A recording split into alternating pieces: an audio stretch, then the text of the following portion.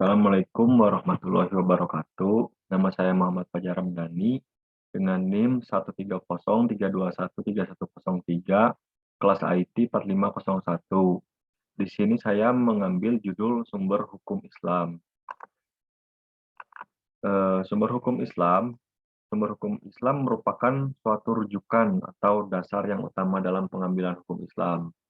Sumber hukum Islam artinya sesuatu yang menjadi pokok dari ajaran Islam. Sumber hukum Islam bersifat dinamis, benar, dan mutlak, serta tidak pernah mengalami kemandegan, kefanaan, atau kehancuran.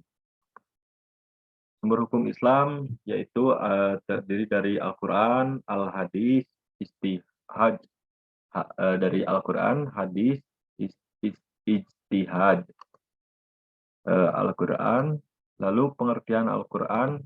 Al-Quran merupakan wahyu Allah Subhanahu wa Ta'ala yang disampaikan kepada Nabi Muhammad SAW sebagai pedoman hidup umat manusia.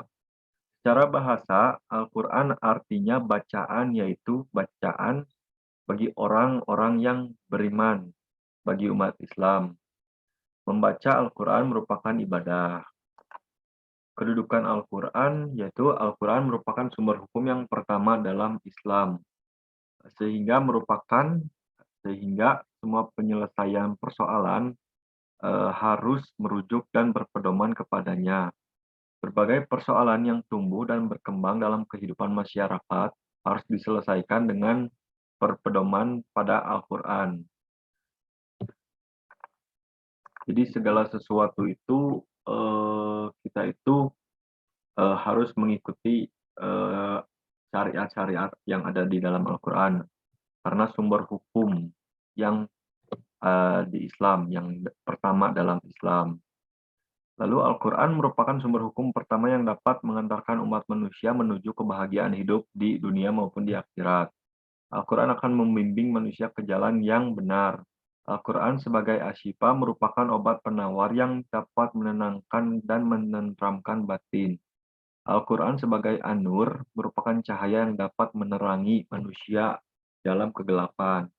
Al-Quran sebagai Al-Furqan merupakan sumber hukum yang dapat membedakan antara yang hak dan batil. Al-Furqan.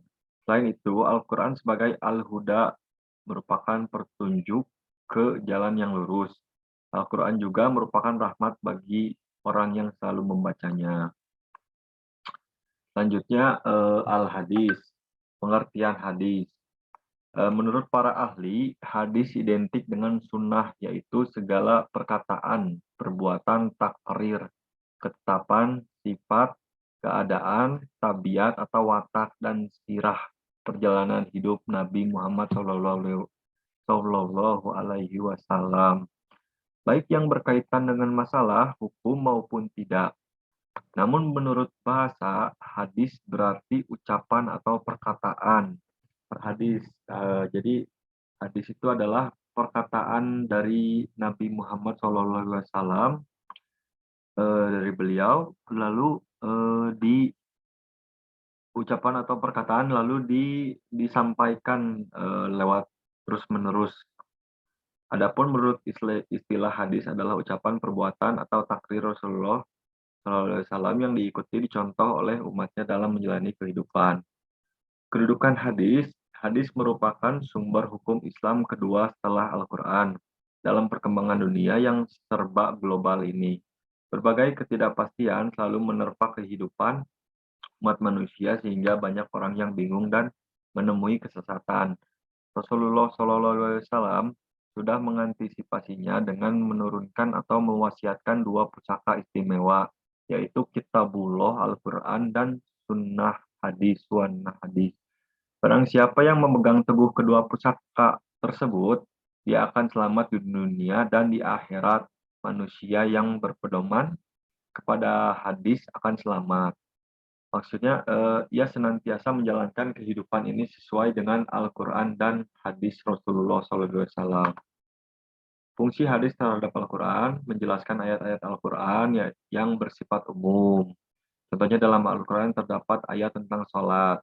Ayat tersebut dijelaskan oleh hadis sebagai berikut. "Sholatlah kamu sebagaimana aku sholat." Lalu memperkuat pernyataan yang ada dalam Al-Quran, fungsi hadis. Lalu menerapkan hukum atau aturan yang tidak disebut secara zahir zahir dalam Al-Quran. Lalu, selanjutnya ijtihad. Pengertian ijtihad, kata ijtihad berasal dari kata ijtahada yajtahidu ijtihadan, ijtihadan, yang berarti mengerahkan segala kemampuan untuk menanggung beban, menurunkan. Bahasa ijtihad artinya bersungguh-sungguh dalam, mencurahkan pikiran. Kedudukan ijtihad merupakan sumber hukum Islam ketiga setelah Al-Quran dan hadis. Ijtihad ijtihad dilakukan jika suatu permasalahan sudah dicari dalam Al-Quran maupun hadis, tetapi tidak ditemukan hukumnya, namun hasil ijtihad tetap tidak boleh bertentangan dengan Al-Quran maupun hadis. Orang yang melakukan ijtihad mustahid atau dengan, benar, ijtihad mustahid dengan benar, dia akan mendapatkan 2 pahala, adapun jika ijtihadnya salah, dia tetap mendapatkan 1 pahala. Ijtihad dalam kehidupan modern memang sangat diperlukan mengingat dinamika kehidupan masyarakat yang selalu berkembang sehingga persoalan yang dihadapi pun semakin kompleks. Selanjutnya bentuk ijtihad dapat dikelompokkan menjadi 3 macam, yaitu sebagai berikut. Ijma adalah kesepakatan para ulama mujtahid dalam memutuskan suatu perkara atau hukum, suatu permasalahan atau perkara hukum. Ijma dilakukan untuk merumuskan suatu hukum yang tidak disebutkan secara khusus dalam kitab Al-Quran dan Sunnah. Qiyas, maaf, Qiyas adalah mempersamakan hukum suatu masalah yang belum ada kedudukannya hukumnya dengan masalah lama yang pernah karena ada alasan yang sama. Masalah mursalah, maslahah mursalah. Maslahah mursalah merupakan cara dalam menetapkan hukum yang berdasarkan atas pertimbangan kedudukan dan manfaatnya. Sekian dari saya, mohon maaf jika ada kesalahan kata atau, presentasinya kurang baik.